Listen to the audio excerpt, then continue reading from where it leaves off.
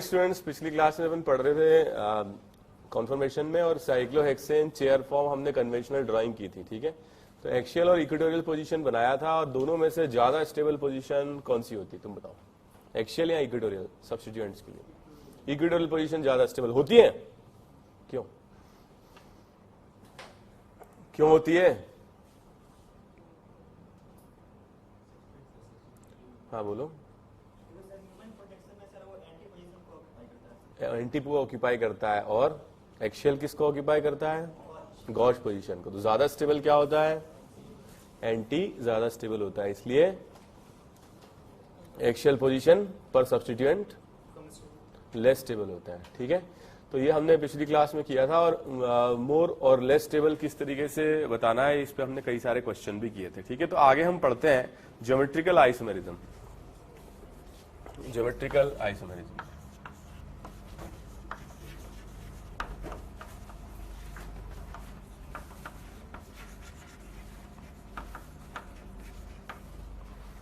जानते हो ना, ज्योमेट्रिकल आइसोमर्स क्या होते हैं?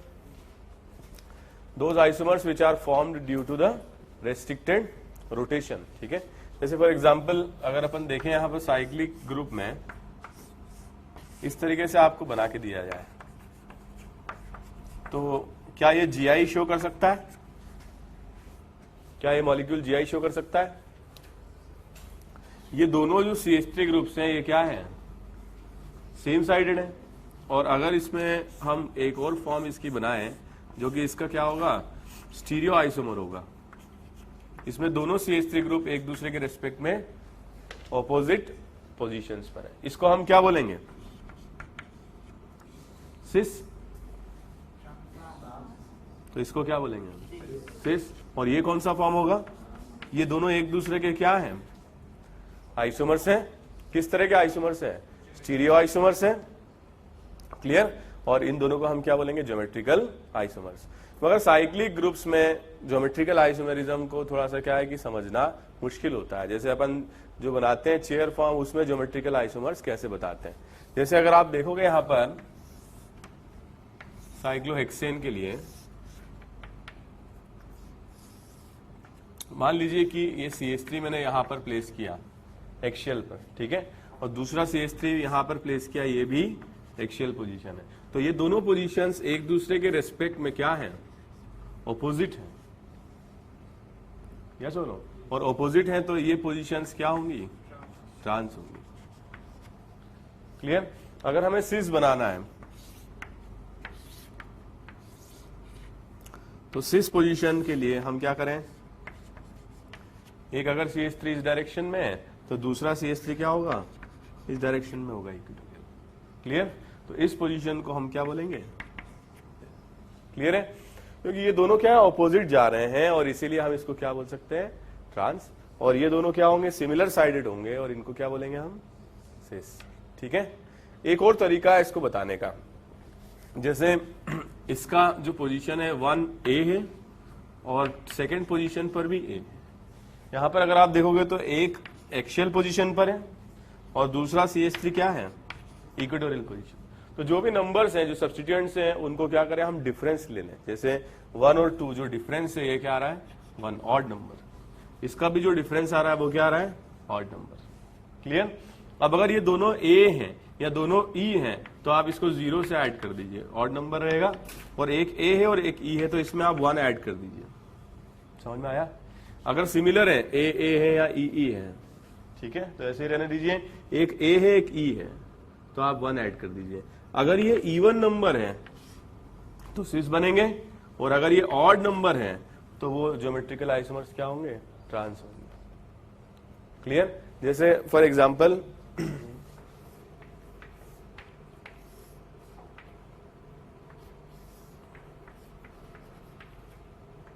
बताइए इन दोनों में क्या, इसमें क्या होगा? सिस फॉर्म होगा या ट्रांसफॉर्म होगा? बताइए। So first, second, third, fourth, fifth and sixth, 1E and 3A। ठीक है। सो द डिफरेंस 2, 1 ऐड कर दीजिए, क्या हो जाएगा? ये 3, मतलब ये क्या हो जाएगा? ट्रांस। क्लियर है? कोई डाउट? समझ में आया? नोट कर लें इसको।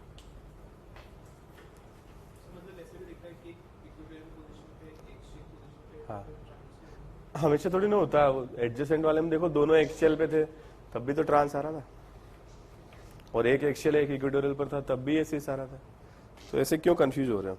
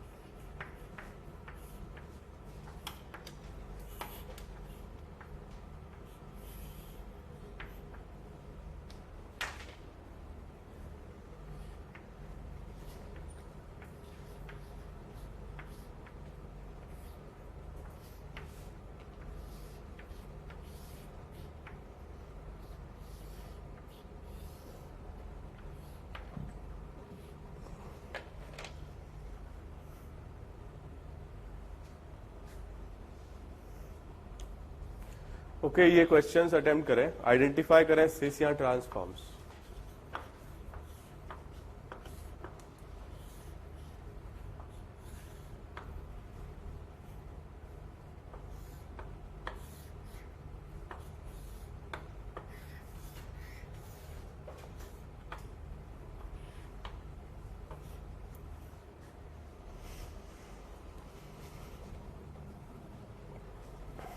ओके, फर्स्ट क्वेश्चन हो गया,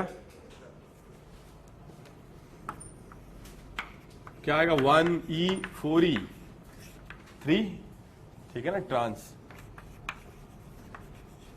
सभी इंटेलिजेंट हैं आप लोग, कर लिया होगा है तो। सेकंड क्वेश्चन 1E3E क्या हो जाएगा? 2 डिफरेंसेस, ठीक है, clear. Third question 1E again 3E क्या हो जाएगा? सिस। फोर्थ क्वेश्चन, कुछ तो बोलो, सालों के बाद में ये एक तो आया है टॉपिक पढ़ने में, बोलो। 1A 4A क्या हो जाएगा डिफरेंस? 3 ट्रांस, ठीक है, क्लियर। ओके, क्वेश्चन नंबर 5 क्या आएगा? 1A 4A डिफरेंस 3 ट्रांस, ठीक है। आप लोग को कोई डाउट ही नहीं पूछते हो, बस जैसा बोलते आता हूँ उसे। सुबह वाली क्लास में पढ़ाता हूँ ऐसे, पीछे से कोई बोले सर महात्मा गांधी की माँ का नाम क्या था? डाउट क्या था वैसे नाम? कस्तूरबा गांधी है। वाइफ का नाम क्या था? पुतली बात। आगे हिस्ट्री पढ़ गया हो, एक आदमी ने अकेले धोती पहन के पूरे हिंदुस्तान को आजाद करा दिया, उस माँ का नाम नहीं बता पा रहे उसका, तो इसका क्या आएगा बताओ? 1A 4E क्या आएगा? 3, ठीक है, 3 + 1 6। कोई डाउट इसके लिए? बहुत बार आ गया है। 1E 3E 6, ठीक है। नेक्स्ट अपन 2 डिफरेंस ले लो बस। 1E 6C क्या आएगा? 5 ट्रांस, ओके। नेक्स्ट, इसमें प्रॉब्लम है क्या तुम्हें? घृणा कर रहे हो इस स्ट्रक्चर से? You hate this or what? Okay, so 1E-AT क्या होगा? Difference 7 trans. कर लोगे? ओके, नोट कर लीजिए इसको।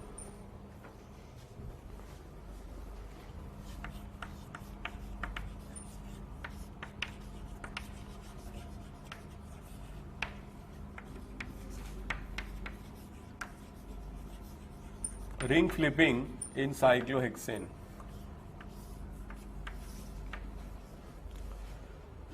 ओके, समझ में आ गया सबको? महाराज बेसिक क्यों घूर के देख रहे हो? समझ में आ रहा है कि नहीं आ रहा है? ठीक। तो रिंग फ्लिपिंग जो होती है, इसमें क्या, जिस तरीके से कन्फर्मेशन हम बनाते हैं ओपन चेन स्ट्रक्चर में, वैसे साइक्लिक रिंग की भी क्या फ्लिपिंग हो सकती है। तो इस तरीके से अगर अपन देखें तो ये वाला जो कार्बन एटम है ये अपवर्ड पॉइंटेड है, और ये वाला जो कार्बन एटम है ये डाउनवर्ड पॉइंटेड है। पहले इसका क्या होगा? रोटेशन होगा। तो इसके रोटेशन से बनने वाला स्ट्रक्चर इस तरीके का बनेगा। कोई डाउट? इसको हम क्या बोलते हैं? Chair form. और इसको हम क्या बोलेंगे? Half chair. ठीक है, हाफ चेयर। हाफ चेयर जैसा लग रहा है ना ये? ओके, ऐसी चेयर होती होंगी हाफ चेयर, ऐसी नाम है इसका वैसे। ठीक है, और ये रोटेट होगा आगे, तो ये क्या बन जाएगा? फुल चेयर, सॉरी, क्या बन जाएगा ये? बोट। ठीक है, बोट फॉर्म। तो अब और ज्यादा तो ये रोटेट नहीं हो सकता ना ये, तो अब क्या होगा? इसको हम रोटेट करा सकते हैं। ये भी तो फ्री रोटेशन शो करता है, तो इसको हम रोटेट कराते हैं तो इस फॉर्म में कन्वर्ट हो जाएगा। ये क्या है? Half chair. ठीक है, और ज्यादा ये रोटेट होता है तो क्या होगा? इस तरीके से चेयर बनेगी। ध्यान से देखिए, पिछली क्लास में हमने डिस्कस किया था, ये दोनों स्लैंटेड टुवर्ड्स क्या होने चाहिए? राइट। यहां पर क्या होगा? Slanted towards left. ठीक है, यहां पर क्या था? Left longer, right shorter. यहां उल्टा होगा, लेफ्ट शॉर्टर, जो गलती से कल बना देते, राइट लॉन्गर। ठीक है, इसमें भी क्या होगा? उल्टा होगा। यहां पर लेफ्ट लॉन्गर, राइट शॉर्टर। ये भी चेयर फॉर्म है, और ये चेयर एक दूसरे की क्या है? सगी, सॉरी बहन नहीं है, ये दोनों एक दूसरे की क्या है? मिरर इमेजेस है। ठीक है, जैसे अगर अपन बनाते हैं, सो वन चेयर फॉर्म। ठीक है, और ये फ्लिप्ड चेयर कैसे बनाओगे? Slanted towards left. आ रहा है समझ में? इसमें लेफ्ट लॉन्गर है, इसमें क्या होगा? Left short, right long, left longer, left longer, right shorter. कोई डाउट? ये दोनों एक दूसरे की क्या है? चेयर फॉर्म्स है। समझ में आया? अब जैसे फॉर एग्जांपल यहां पर अगर अपन ने कोई सब्स्टिट्यूएंट लिया था x, क्या था? एक्सियल बॉन्ड था, और ये सब्स्टिट्यूएंट था y, क्या था? इक्वेटोरियल बॉन्ड था। समझ में आ रहा है? ठीक है, तो यहां पर जो x है उसमें तो कोई चेंज आया नहीं, रोटेशन हुआ नहीं। यहां पर भी जो x है उसमें कोई चेंज आएगा नहीं, क्योंकि रोटेशन होगा नहीं। लेकिन अब क्या होगा यहां बताओ? x अपवर्ड पॉइंटेड रहेगा और y बॉटम पॉइंटेड रहेगा। कोई डाउट? और जब रोटेशन होगा तो y बिल्कुल ही नीचे आ जाएगा, और x क्या होगा? इक्वेटोरियल पर आ जाएगा। तो यहां पर अगर x पोजीशन एक्सियल है और y इक्वेटोरियल है, तो इसके फ्लिप्ड फॉर्म में y क्या हो जाएगी? एक्सियल, और x क्या हो जाएगी? आगे समझ में? तो जब रिंग फ्लिपिंग होती है तो एक्सियल बॉन्ड इक्वेटोरियल में और इक्वेटोरियल बॉन्ड एक्सियल में कन्वर्ट हो जाती है। कुछ आया समझ में? नोट करो। आ रहा है कि नहीं आ रहा है कि मैं ये कर रहा हूं? ये जानते हो क्या? बताओ। बीन बजाना किसके आगे? सांप के आगे? तुम किस? अबे भैंस के आगे बीन।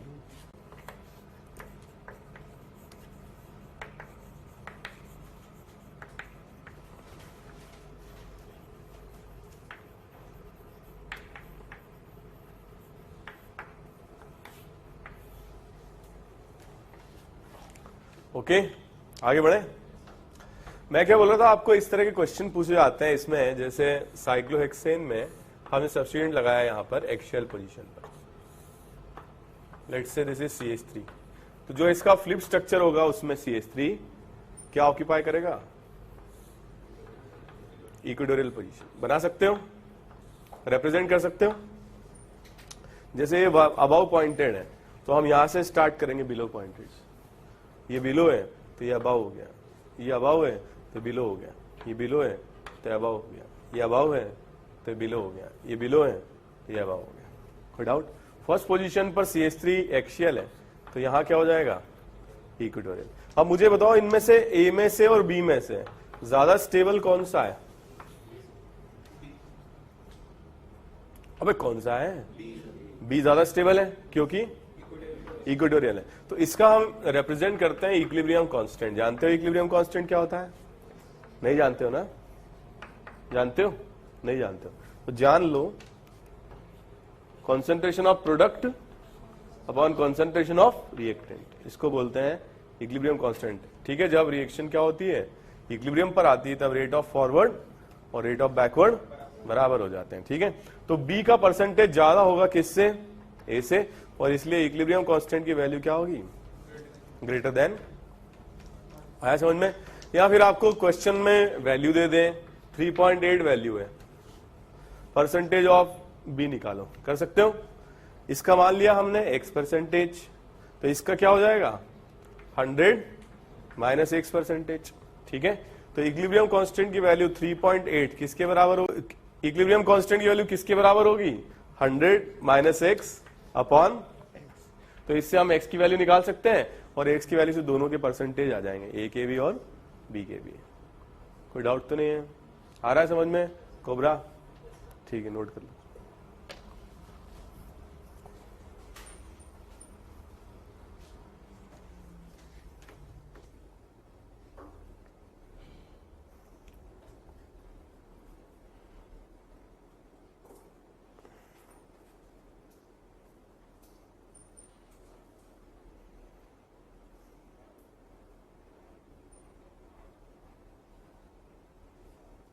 ये पजामे इकट्ठे खरीदे हैं क्या, मतलब दर्जन में ऐसे?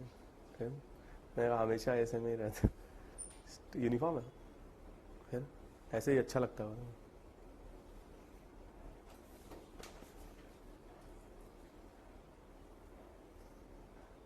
अबे इसकी एडिटिंग कर दियो।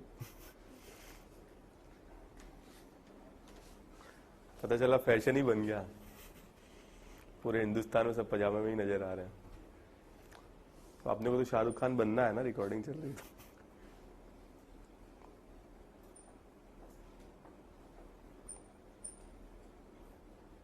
ऐसी मूवी बन रही साली जिसमें कोई गाना नहीं है।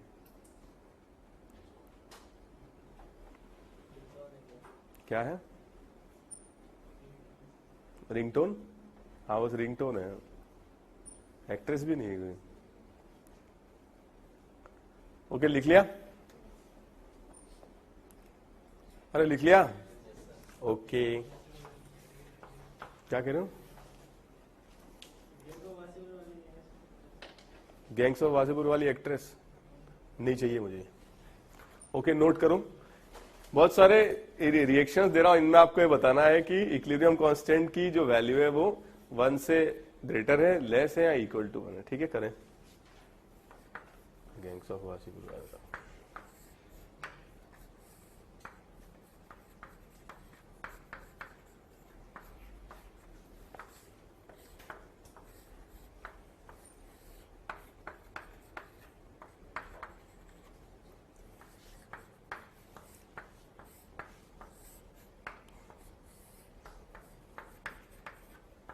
ओके, करें आप लोग।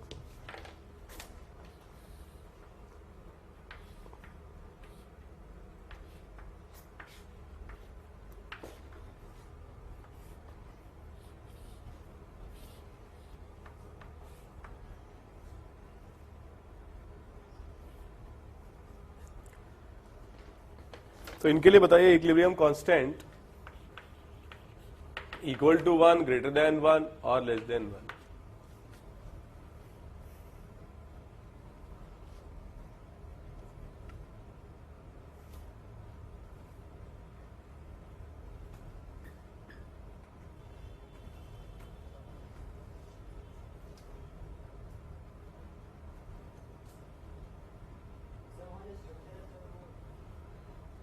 वो क्या है? क्या सेम लग रहा है? क्या सेम ही तो है।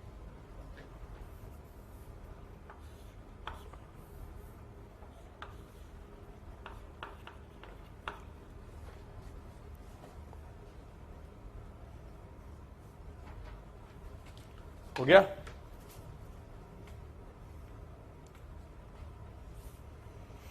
कितना टाइम लगाते हो लिखने में? हाथों में मेहंदी लगा रखी है।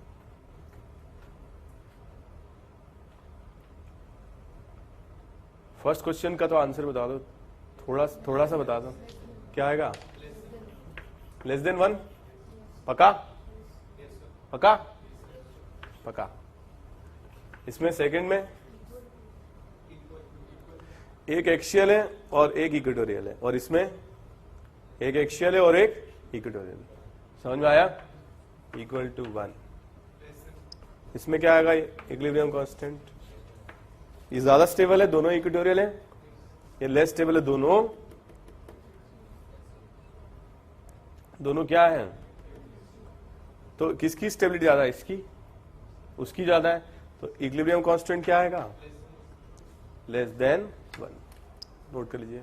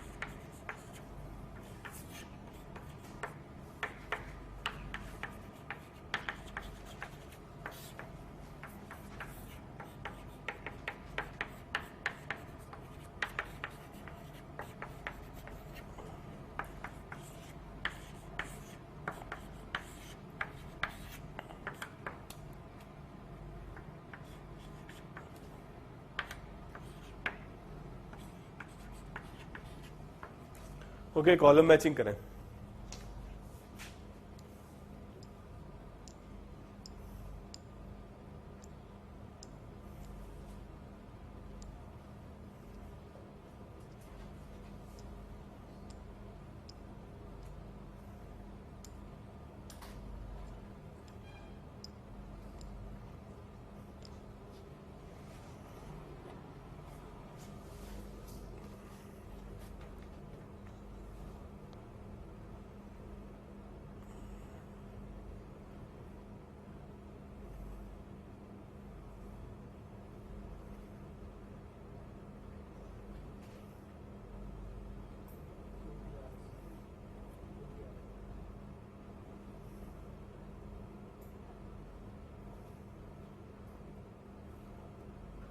हो गया?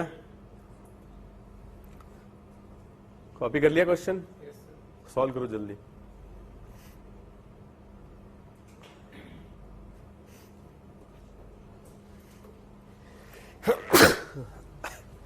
क्या आएगा? ए का पक्का? क्यों आएगा? कोबरा?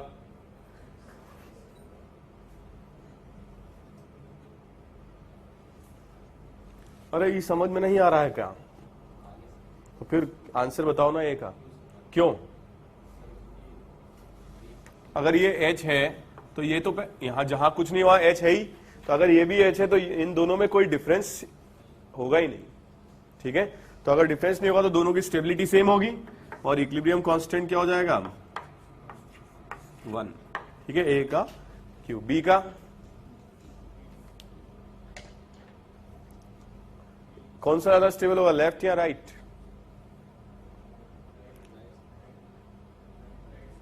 राइट ज्यादा स्टेबल होगा, तो इक्विलिब्रियम कांस्टेंट की वैल्यू बढ़ेगी 1 से। क्या होगी? पी। सी का आर। डी का yes. तो जैसे जैसे बल्कीनेस आर में बढ़ेगी वैसे वैसे इक्विलिब्रियम कांस्टेंट की वैल्यू भी बढ़ेगी। ठीक है, नोट कर लीजिए।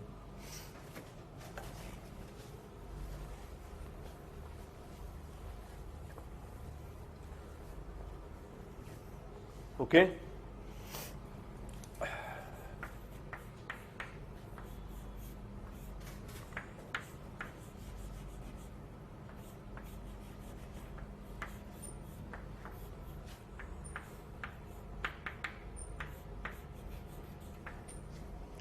इस तरह के क्वेश्चन कई बार पूछे जाते हैं, इन दोनों में से ज्यादा स्टेबल स्ट्रक्चर कौन सा है, बता सकते हो? नहीं बता सकते हो ना? कौन बताएगा? हम बताएंगे। ठीक है, इसमें अगर आप देखोगे तो ये दोनों ही CH3 groups out of plane आ रहे हैं, मतलब इसको हम क्या बोलेंगे? सिस स्ट्रक्चर है। और इसमें क्या हो रहा है? एक CH3 आउट ऑफ प्लेन है और एक इन द प्लेन है। क्या होंगे? ये ट्रांस स्ट्रक्चर्स होंगे। ठीक है, तो जब आपको ये स्ट्रक्चर दिया है तो आप इसका चेयर फॉर्म बना लीजिए।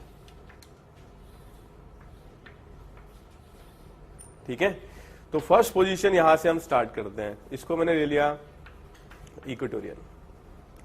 ठीक है, सेकंड पर कुछ नहीं, थर्ड पोजीशन पर क्या आएगा? सिस बनाना है ना हमें, तो क्या लेना पड़ेगा? 1 पर इक्वेटोरियल है तो 3 पर क्या लोगे? जो सिस आ जाए, इक्वेटोरियल ले लें, डिफरेंस 2, इवन नंबर, सिस हो जाएगा, तो ये CH3 यहां आ जाएगा। क्लियर? रुक जाओ, जल्दी मत करो। और अगर आपको ट्रांस स्ट्रक्चर बनाना है तो यहां पर हमने ले लिया CH3 इक्वेटोरियल पर, तो थर्ड पोजीशन पर क्या लेंगे हम? एक्सियल ले लें। सो 1E3 क्या हो जाएगा? डिफरेंस 2 + 1 3, ये क्या हो जाएगा? ट्रांसफॉर्म। क्लियर है? इन दोनों में से ज्यादा स्टेबल कौन सा है? दोनों इक्वेटोरियल है ना, ज्यादा स्टेबल। क्लियर? कोई डाउट? तो इस तरीके से आप कंपेयर कर सकते हो। पहले आप चेयर फॉर्म बना लीजिए और उसके बाद स्टेबिलिटी अपने आप कंपेयर हो जाएगी। आ रहा है समझ में? खबरा नोट कर लो,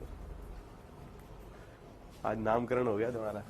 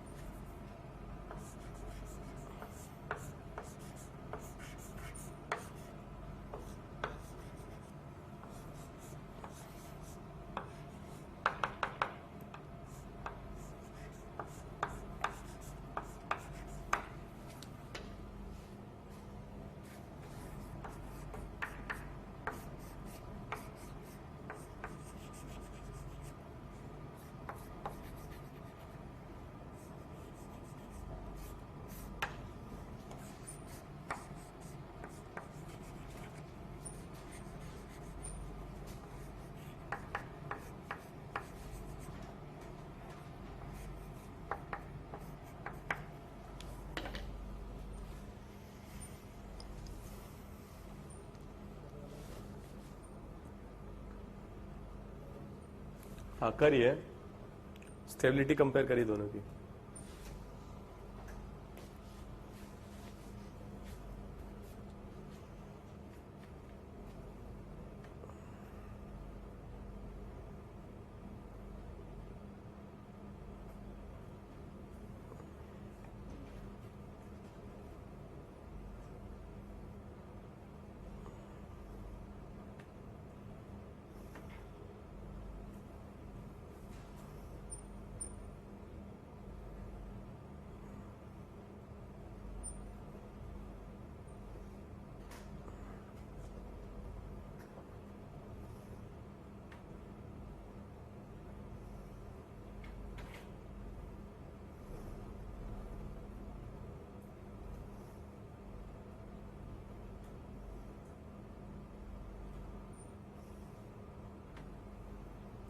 हो गया? क्वेश्चन नंबर 4 बताएं। हो गया? मैं ये बोलना चाह रहा था आपसे कि जैसे जो दो में से जो बल्की ग्रुप है वहां से आप बनाना स्टार्ट करें, क्योंकि एनीवे हमें मोस्ट बल्की को तो इक्वेटोरियल पर लेना ही है, जैसे इसमें हमने ले लिया। ठीक है, और ये कौन सी पोजीशन पर आएगा, फोर्थ पोजीशन पर। तो फोर्थ पोजीशन पर ये दोनों सिस फॉर्म है, तो यहां पर आपको क्या लेना पड़ेगा, एक्शियल या इक्वेटोरियल। 1E है तो 4 क्या लोगे, एक्शियल, तभी तो सिस होगा। समझ में आया? तो आपको CH3 यहां लेना पड़ेगा। क्लियर? अगर आप इसके लिए बनाते हो स्ट्रक्चर,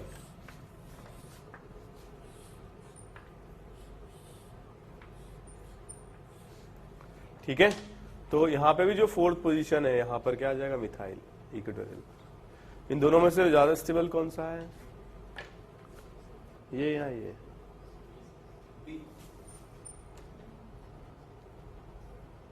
सेकेंड है, ठीक है। ओके, फिफ्थ क्वेश्चन समझ में आ रहा है? ये क्वेश्चन तुम्हें सही करना पड़ेगा, कसम है तुम्हें भद्रकाली की, ये सही होना चाहिए क्वेश्चन।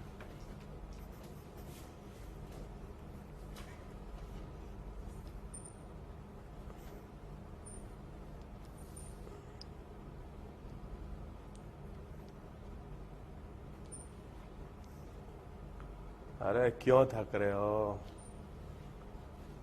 जल्दी करो।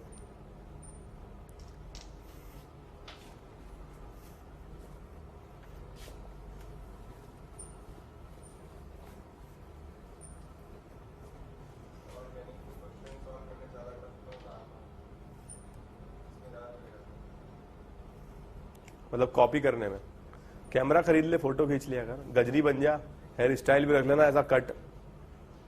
क्यों थक रहे हो? ओके, फिफ्थ को इतनी जल्दी जल्दी लिखने की हैबिट क्यों नहीं डालते हो आप लोग?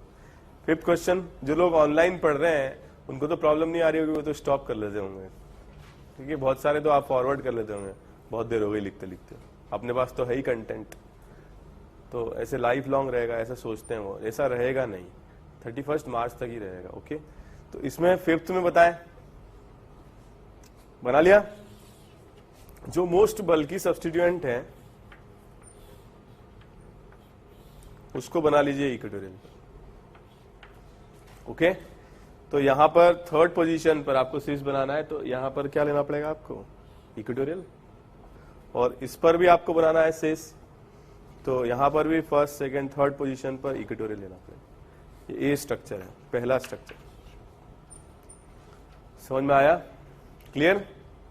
बी फॉर्म में, this is A form, B form में आपको इसके रेस्पेक्ट में ये और ये दोनों ही क्या है, ट्रांसफॉर्म्स हैं। तो बी फॉर्म में अगर आप देखोगे तो यहां पर आ जाएगा आइसोप्रोपाइल, और इसके रेस्पेक्ट में थर्ड पोजीशन पर एक्शियल आना चाहिए, तभी वो ट्रांस होगा, और इस पोजीशन पर इसके रेस्पेक्ट में भी एक्शियल आना चाहिए, तभी ट्रांस होगा।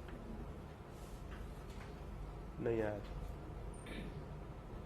आ गया? तो इन दोनों में से ज्यादा स्टेबल कौन सा है, ये वाला, ये है ना, खबरा कौन सा है, ये ज्यादा स्टेबल, ठीक है, नोट कर लीजिए इसको।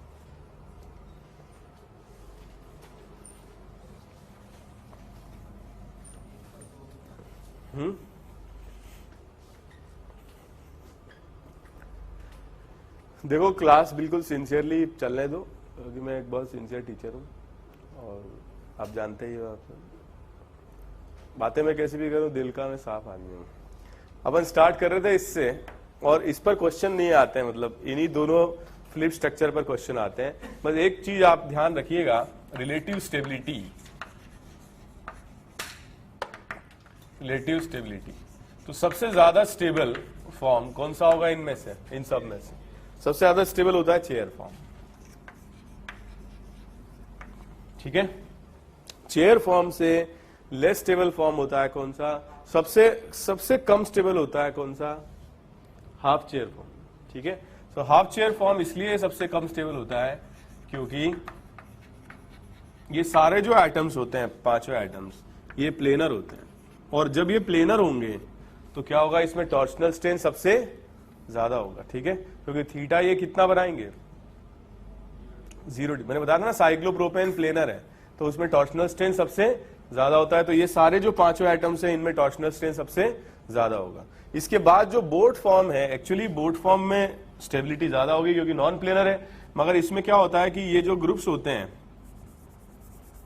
ये ग्रुप्स जो यहां पर एसोसिएटेड होते हैं, ये ग्रुप्स आपस में क्या प्रोड्यूस करते हैं?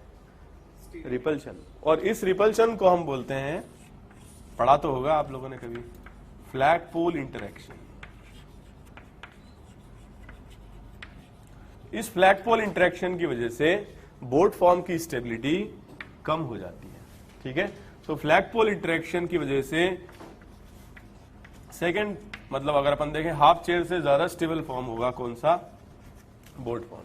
लेकिन बोट फॉर्म में जिसमें कि क्या है, फ्लैगपोल इंटरेक्शन है, तो ये जो बोट है ये क्या होती है? ट्विस्ट हो जाती है in order to reduce the strain.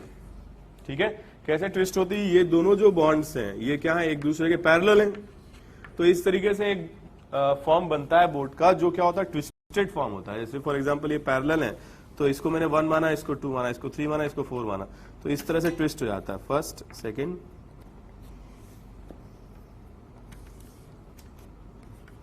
Okay, और थर्ड और फोर्थ इस तरीके से आ जाते हैं। और फर्स्ट से और थर्ड से एसोसिएटेड है ये बॉन्ड, और सेकंड से और फोर्थ से एसोसिएटेड है ये बॉन्ड। ठीक है, तो इसको हम बोलते हैं ट्विस्टेड बोट। क्या बोलते हैं? Twisted boat. और इस ट्विस्टेड बोट की स्टेबिलिटी बोट फॉर्म से ज्यादा होती है। तो ये आप थोड़ा सा क्या है कि रिलेटिव स्टेबिलिटी ध्यान रखिएगा। सबसे ज्यादा स्टेबल है चेयर, फिर ट्विस्टेड बोट, फिर बोट, और सबसे कम स्टेबल है हाफ चेयर। ओके, नोट कर लीजिए इसको।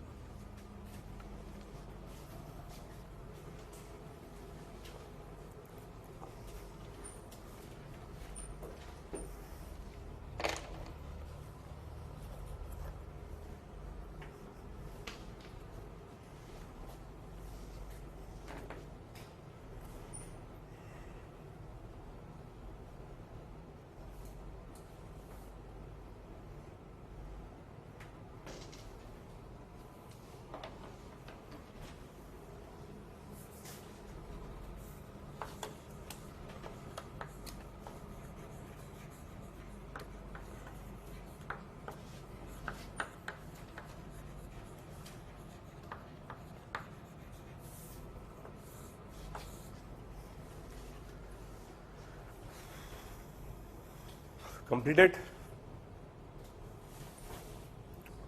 कर लिया, नोट कर लिया?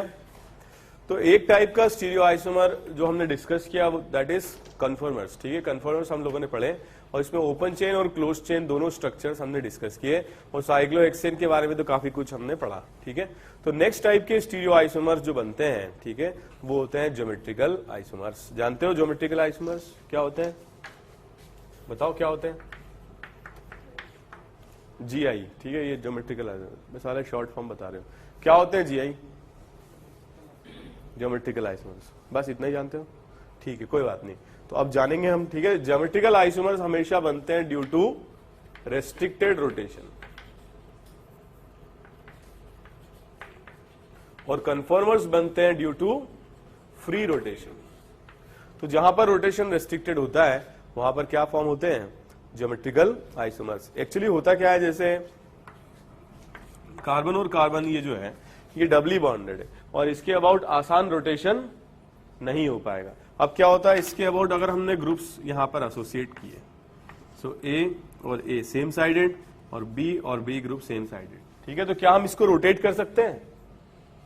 इसके अबाउट रोटेट कर सकते हैं? तो एक और मॉलिक्यूल में बनाता हूं जिसमें ये ए और ए मैं ऑपोजिट साइड लेता हूं, और बी और ये बी ऑपोजिट साइड लेता हूं। क्या इसके रोटेशन से ये बन सकता है? बन सकता है क्या? अगर रोटेशन से बन सकता होता तो ये क्या होते? कन्फर्मर्स होते। क्लियर? लेकिन क्योंकि रोटेशन से ये बन नहीं सकता है, तो ये ए मॉलिक्यूल बी मॉलिक्यूल दोनों सेम मॉलिक्यूल्स नहीं है, ये दोनों क्या है? डिफरेंट मॉलिक्यूल्स हैं। और ये डिफरेंट मॉलिक्यूल जो रिस्ट्रिक्टेड रोटेशन की वजह से बनते हैं क्या कहलाते हैं? Geometrical isomers. आया समझ में? So geometrical isomers are form due to restricted rotation. Note करिए, geometrical isomers are formed due to restricted rotation।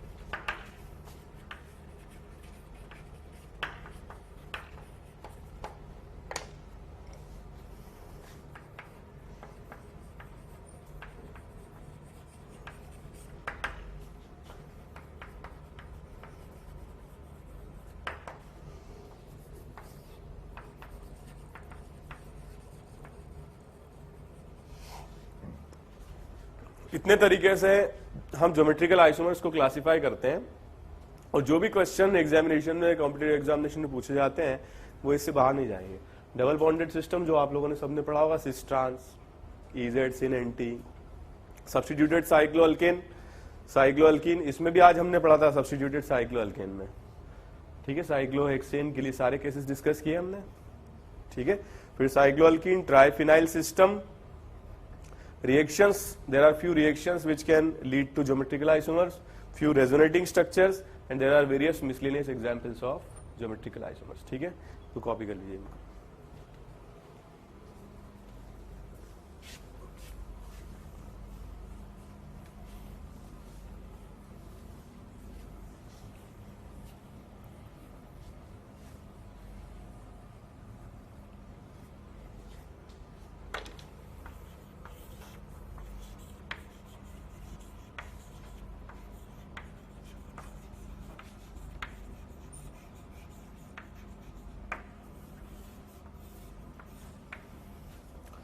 तो इसमें डबल बॉन्डेड सिस्टम सबसे पहला है ज्योमेट्रिकल आइसोमर्स में, और इसको हम डबल बॉन्डेड सिस्टम को 3 तरीके से क्लासिफाई करते हैं। पहला cis trans, second EZ, and third syn NT, ठीक है। Cis trans, EZ and syn NT।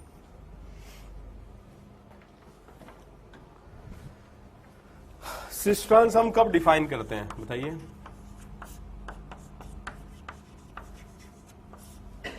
कोई भी डबली बॉन्डेड सिस्टम या कोई भी डबल बॉन्ड GI तब शो करता है जब जो अटैच्ड ग्रुप्स हैं, जैसे मान लो इससे A और B अटैच्ड है और इससे C और D अटैच्ड है, तो ये GI तब शो करता है जब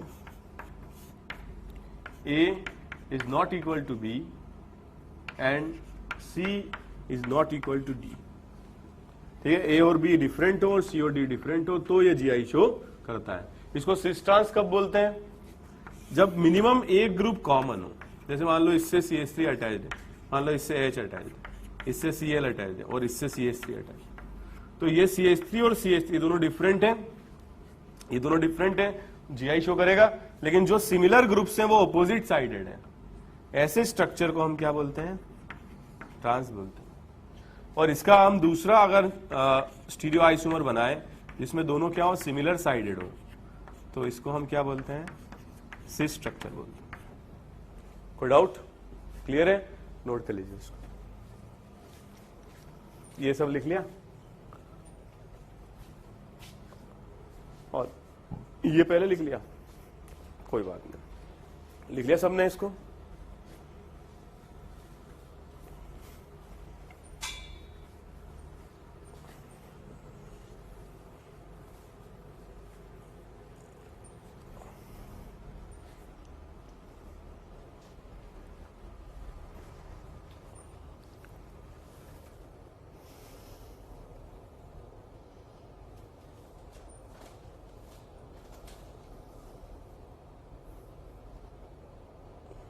इजी है, पहले से पढ़ा हुआ है, इसे GI पढ़ा हुआ है पहले से, तुम्हारा भी पढ़ा हुआ है, ये सब आता है पहले से। फालतू पढ़ा रहा हूँ ना कोबरा,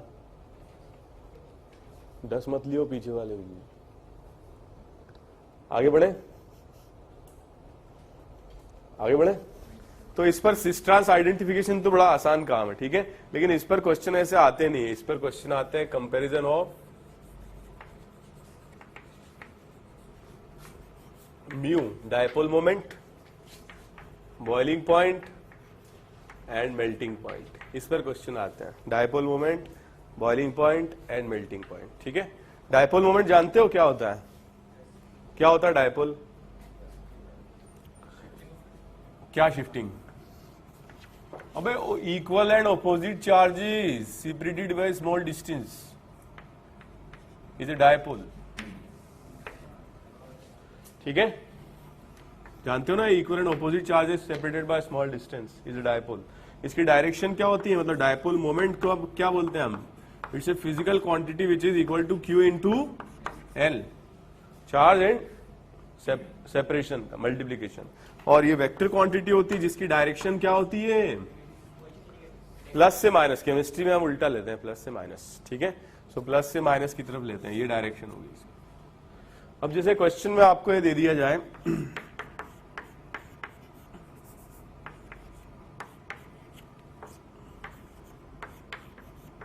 ओके, या ये ले लेते हैं अपन CH3,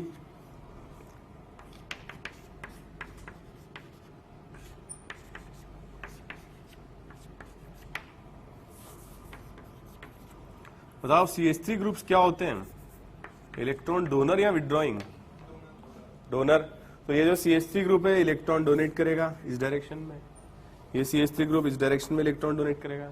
तो क्योंकि ये दोनों वेक्टर्स एक दूसरे के क्या होंगे, ऑपोजिट, इक्वल एंड ऑपोजिट, तो इसका जो नेट डायपोल मोमेंट है ये क्या हो जाएगा, कैंसिल हो जाएंगे वेक्टर्स, ठीक है। क्योंकि इसका जो डायपोल मोमेंट होगा वो 0 नहीं होगा। क्लियर? तो जैसे अगर अपन देखते हैं नॉर्मली ट्रांसफॉर्म्स का यूजुअली ऐसा मतलब होता है, लेकिन हर केस में ऐसा कोई जरूरी नहीं है, आप तो वेक्टर्स बना करके देख लीजिए, ठीक है। तो डायपोल मोमेंट क्या होगा, किसका ज्यादा होगा, ट्रांस का या सिस का? म्यू ज्यादा होगा किसका, सिस का। अब मॉलिक्यूल जिनका डायपोल मोमेंट ज्यादा होता है, ठीक है, उनमें intermolecular forces of attraction strong होते हैं। जानते हो ना डायपोल मोमेंट किसके प्रोपोर्शनल होता है, या डायपोल मोमेंट अगर बढ़ता है तो मॉलिक्यूल्स के बीच में डायपोल डायपोल अट्रैक्शन बढ़ते हैं, और डायपोल डायपोल अट्रैक्शन बढ़ते हैं तो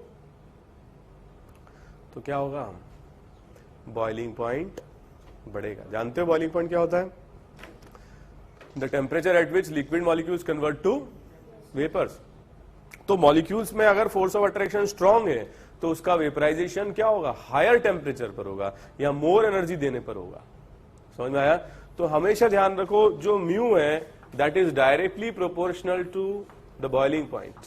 और आपसे कोई पूछे इनमें बॉइलिंग पॉइंट किसका ज्यादा होगा, बॉइलिंग पॉइंट ज्यादा होगा सिस का। किसके कंपैरिजन में, ट्रांस के कंपैरिजन, ठीक है। लेकिन एक और क्वेश्चन आता है इस पर मेल्टिंग पॉइंट का। मेल्टिंग पॉइंट किसको बोलते हैं हम, how do you define melting point? The temperature at which the crystal structure breaks. Crystal structure जानते हो, तो close pack structure which is solid structure. तो इसमें अगर आप देखोगे जो ट्रांसफॉर्म है, ये एटम है हाइड्रोजन, ये ग्रुप है मिथाइल, ये मिथाइल और ये हाइड्रोजन ग्रुप है। तो ये छोटा एटम होगा या छोटा ग्रुप होगा और ये बड़ा ग्रुप होगा। तो जब इसकी क्लोज पैकिंग होगी किसकी, ट्रांस की, तो कुछ इस तरह से होगी, एक स्मॉलर ग्रुप एक बड़ा ग्रुप, स्मॉलर ग्रुप के सामने बड़ा ग्रुप, ये छोटा ग्रुप, फिर क्लोज पैकिंग होगी, बड़ा ग्रुप यहाँ आएगा, छोटा ग्रुप यहाँ बड़ा ग्रुप, फिर यहां पर क्या आएगा CH3, यहां पर आएगा CH। क्लियर है? तो ये ट्रांस की क्लोज पैकिंग होगी। और जब सिस की क्लोज पैकिंग होगी तो क्या होगा, क्लोजर ग्रुप्स ही बड़े ग्रुप्स हैं, वो यहां क्या आएगा H, सिमिलर साइडेड। फिर क्लोजर ग्रुप्स बड़े ग्रुप्स, यहां पर होगा H। तो किसमें मतलब स्ट्रॉन्ग पैकिंग है, ज्यादा अच्छी पैकिंग किसमें, ट्रांस में।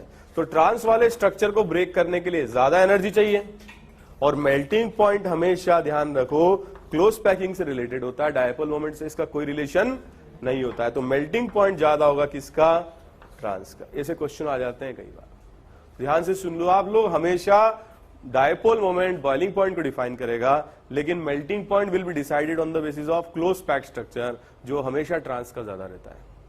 तो पहले आप डायपोल मोमेंट निकाल लीजिए, जो ऑर्डर डायपोल मोमेंट का वही बॉइलिंग पॉइंट का है, लेकिन मेल्टिंग पॉइंट का ऑर्डर होगा हमेशा ट्रांस का सिस से ज्यादा। कोई डाउट? क्लियर? नोट कर लीजिए इसको। आ रहा है समझ में?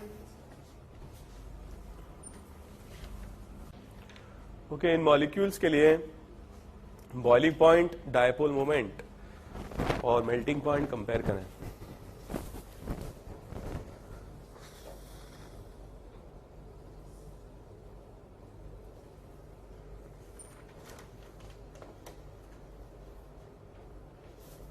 हो गया? करें स्टार्ट। क्या आएगा फर्स्ट का, मेरी बात सुनो, इसका तो आएगा इस डायरेक्शन प्लस से माइनस, और इसका इस डायरेक्शन में आएगा, तो दोनों ऐड हो जाएंगे, 0 डिग्री एंगल होगा इसमें, और इसमें एंगुलर होंगे। मतलब आप मुझे बताओ इन दोनों में से म्यू किसका ज्यादा होगा? ये कौन सा फॉर्म है, सिस, और ये कौन सा फॉर्म है, ट्रांस। म्यू किसका ज्यादा होगा? म्यू ट्रांस का ज्यादा होगा। जरूरी नहीं कि हमेशा म्यू सिस का ही ज्यादा है, कोई डाउट? क्योंकि वो ऐड हो रहे हैं, ठीक है। और बीपी किसका ज्यादा होगा? ट्रांस का।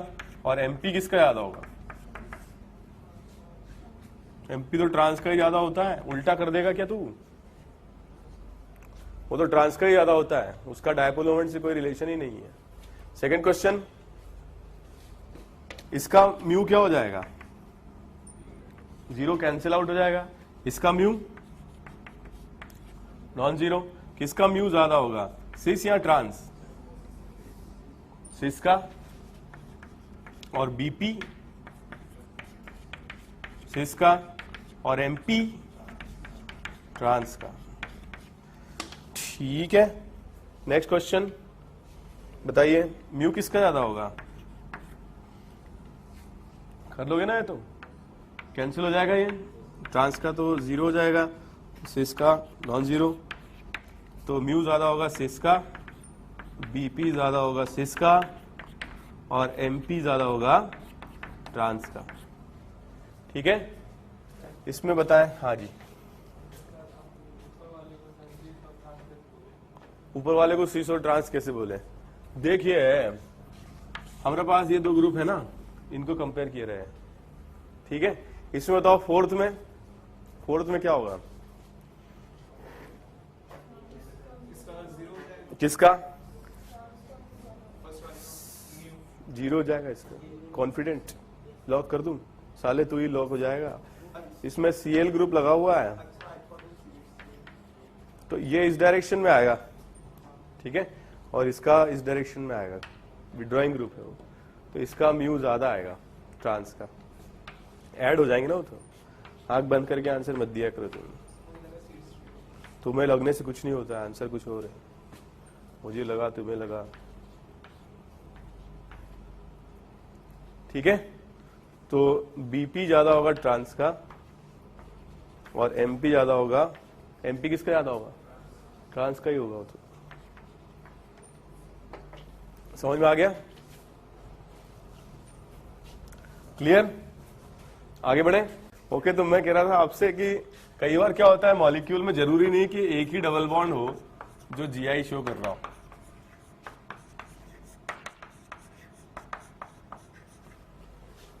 जैसे ये मॉलिक्यूल है, इसमें ये डबल बॉन्ड भी है जो जीआई शो कर सकता है, और ये डबल बॉन्ड भी है जो जीआई शो कर सकता है, ठीक है। तो ऐसे में हमें क्या करना पड़ेगी? काउंटिंग करनी पड़ेगी, काउंटिंग ऑफ ज्योमेट्रिकल आइसोमर्स, ठीक है। जैसे फॉर एग्जांपल यहां अगर अपन देखें,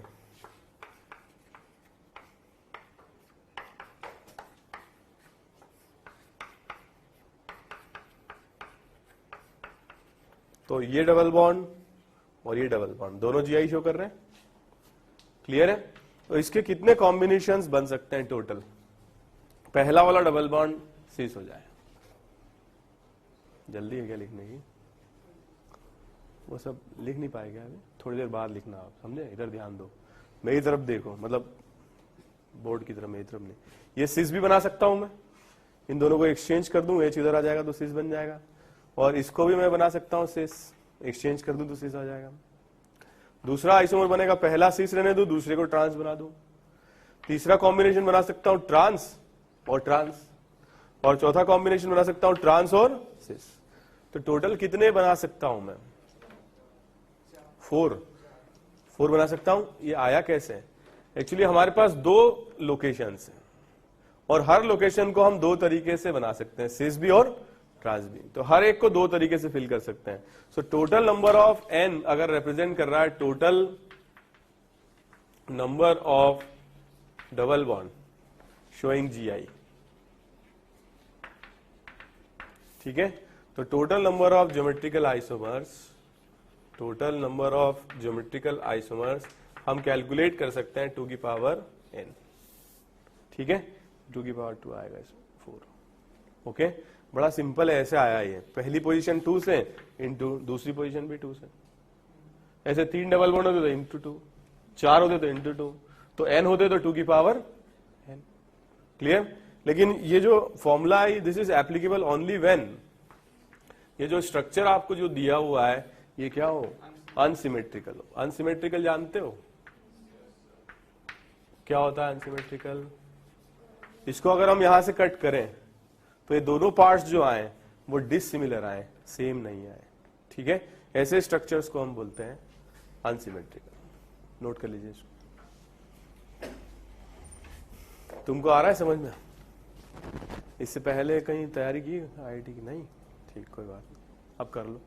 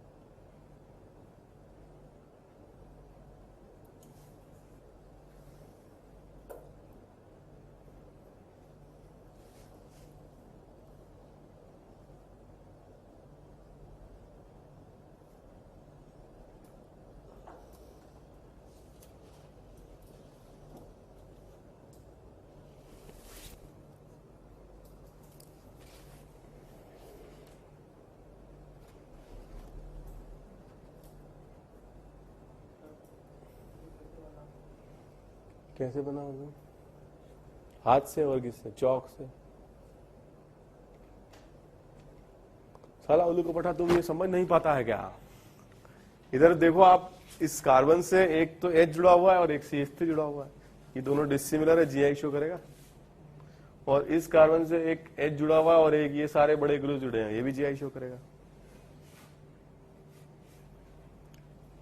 तो IIT की तैयारी कर रहा है ना तू? साले ये छोटे बच्चे बना लेते हैं। तो कैसे बना? कहां से आए हो? कहां से? बिहार में। कहां? भागलपुर से। वहां पर भी क्राइम है क्या? क्राइम है क्या? पूरे बिहार में है। वासेपुर में भी है क्या? जानते नहीं हो क्या? वासे झारखंड में है वो। दूसरा भी बताऊं क्या? एक तो तू लिखता है इतनी धीरे, हाथ में मेहंदी लगा रखी, धीरे धीरे लिखता रहता है। चड्डे ले आया लंबे लंबे पहन कर क्लास में आया। अबे दिमाग भी तो चलाना होता है। बिठाऊं इसको? ओके, अगर मान लीजिए कि सिमेट्रिकल स्ट्रक्चर्स हैं तो हम कैसे करेंगे इसको? Case B, symmetrical structures. आ रहा कोबरा?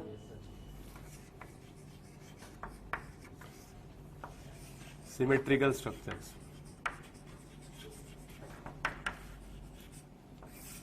ओके, सिमेट्रिकल स्ट्रक्चर्स क्या होते हैं? भगवान के लिए देख लो बाबा।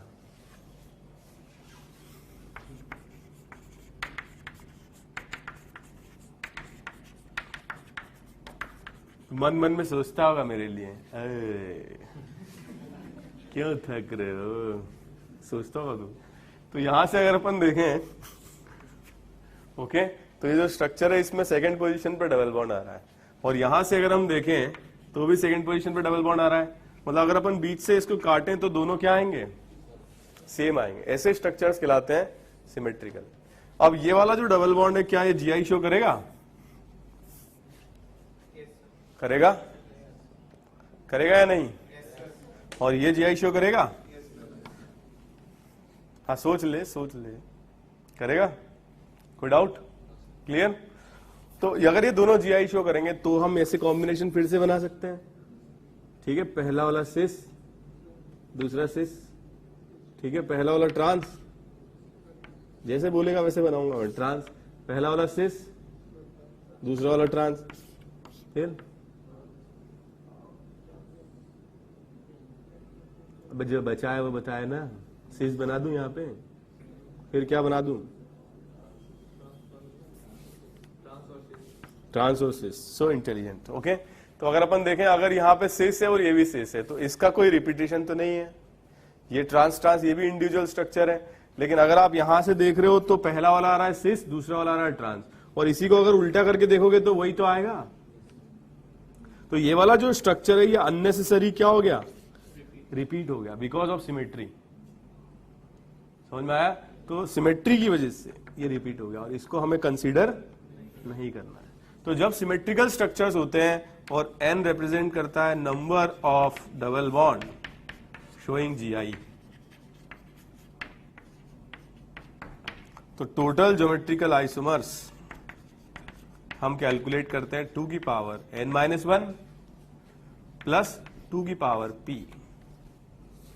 ठीक है, what is p? n divided by 2 minus 1, जब n क्या है, एक इवन नंबर है और n -1/2, ठीक है, n -1/2 जब n क्या है, ऑड नंबर है। क्लियर? आ रहा है समझ में? कुछ तो बोलो प्लीज। हाँ, नोट कर लो।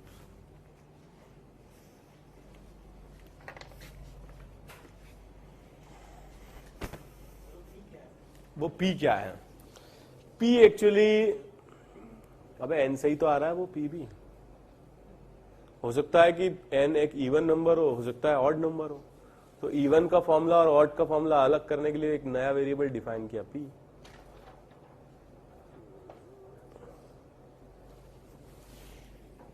तुम्हारी कसम किसान थे क्या इससे पहले? आने से पहले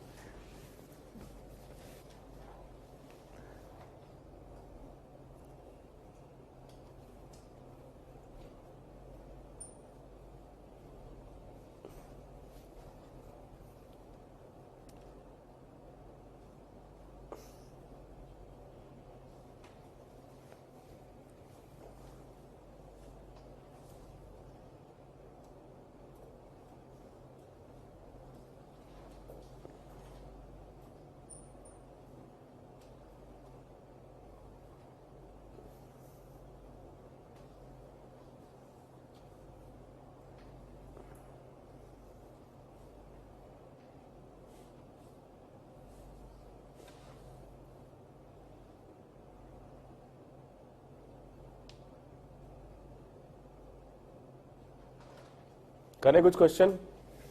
तो मैं कुछ स्ट्रक्चर्स दे रहा हूं आपको, total geometrical possible geometrical isomers count करने सब।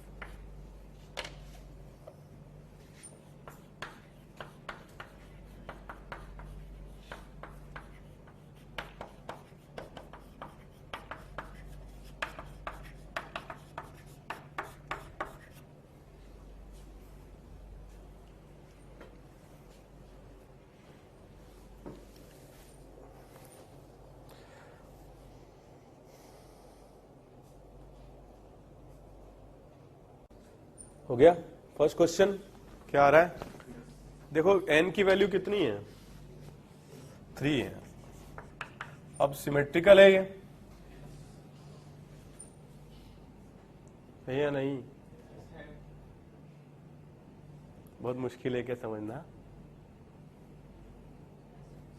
है। बड़ी स्टाइल में आंसर दिया तुमने। ओके, 2 की पावर क्या आएगा? 3 - 1 प्लस 2 की पावर क्या आएगा? 3 - 1 अपॉन 2। पी बनाना पड़ेगा ना अपने को। आंसर 6। नेक्स्ट क्वेश्चन, कोई सिमेट्री नहीं है, 2 की पावर 3। नेक्स्ट क्वेश्चन, है कोई सिमेट्री? नहीं आ रहा? आंसर बताओ, आंसर बताइए। नहीं बताया? अरे डबल बॉन्ड, एक डबल बॉन्ड ये, एक डबल बॉन्ड ये, एन की वैल्यू 3 हो गई ना। सिमेट्री है कि नहीं? साले तू 4-5 भैंसे पाल ले, उससे जिंदगी निकाल। अबे समझ नहीं रहा है, तू दिमाग नहीं लगा रहा है। ये सिमेट्री है कि नहीं? इसमें है सिमेट्री। कहां से ले आया साले? यहां इथाइल ग्रुप लगा हुआ है और यहां पर क्या लगा हुआ? Methyl group. कहां से तुम बिहार से आए साले? टिकट वगैरह तो कराई होगी क्या? ऐसे ही वहीं से चले आए, पैदल ही चले आए क्या? क्या क्या देख रहे हो इसमें? क्या सोच करके आए थे तुम? हाय, क्या सोच करके आए थे कोटा में? हाय, कि यहां पर कोई चूरण मिलता है साले, उसको पढ़ के IIT हो जाती है? खुद को दिमाग तो लगाना ही पड़ेगा। क्या आंसर आएगा इसका? 8। नेक्स्ट क्वेश्चन, 4 आएगा ना? कितने लोग बोल रहे हैं 4?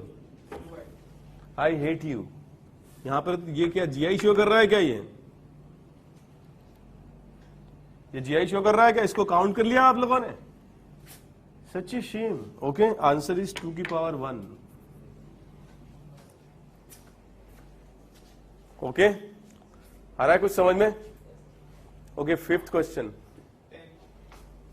एक तो ये GI शो करेगा, एक ये GI शो करेगा, एक ये GI शो करेगा और एक ये GI शो करेगा। आंसर बताओ।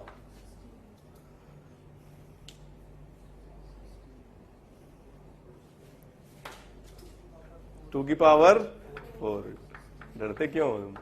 ओके, नेक्स्ट 6th क्वेश्चन क्या आएगा? 2 की पावर 2। नेक्स्ट क्वेश्चन,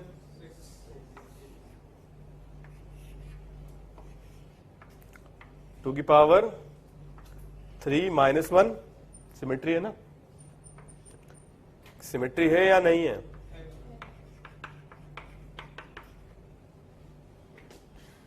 ठीक है, तो आज हमने डिस्कस किए ज्योमेट्रिकल आइसोमर्स क्या होते हैं, क्लासिफाई किया, और उसमें से हमने डिस्कस किया सिर्फ cis trans, double bonded system जो GI शो करते हैं। सिस और ट्रांस में बॉइलिंग पॉइंट, मेल्टिंग पॉइंट और डायपोल मोमेंट कैसे कंपेयर करते हैं वो देखा। और हमने काउंट किए ऐसे मॉलिक्यूल्स में ज्योमेट्रिकल आइसोमर जिसमें एक से ज्यादा डबल बॉन्ड है जो GI शो कर रहे हैं। ठीक है, इसके अलावा पिछली क्लास में जो बचा हुआ था साइक्लोहेक्सेन में फ्लिपिंग ऑफ साइक्लोहेक्सेन, वो हमने कवर किया। तो आज थोड़ा सा ज्यादा हो गया कोर्स। तो साइक्लोहेक्सेन में दो जो फिफ्थ स्ट्रक्चर बनते हैं उनमें इक्विलिब्रियम कांस्टेंट कैसे कंपेयर करते हैं वो डिस्कस किया। और फ्लिपिंग में और क्या इंटरमीडिएट बनते हैं, half chair board and twisted board, उनकी स्टेबिलिटी को हमने कंपेयर किया। और इसके अलावा हमने साइक्लोहेक्सेन में जो सब्स्टिट्यूटेड ग्रुप्स होते हैं उनकी स्टेबिलिटी किस तरीके से हम डिफाइन करते हैं वो डिस्कस किया। ज्योमेट्रिकल आइसोमेरिज्म साइक्लोहेक्सेन में डिफाइन किया। ठीक है, तो किसी के पास डीपीपी है? अभी मैं होमवर्क दे देता हूं आपको।